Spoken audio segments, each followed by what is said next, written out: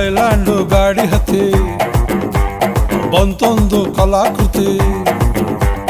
ಸರ್ವಾಂಗ ನರಂ ಐತಿ ಸೌಂದರ್ಯ ಗರಂ ಐತಿ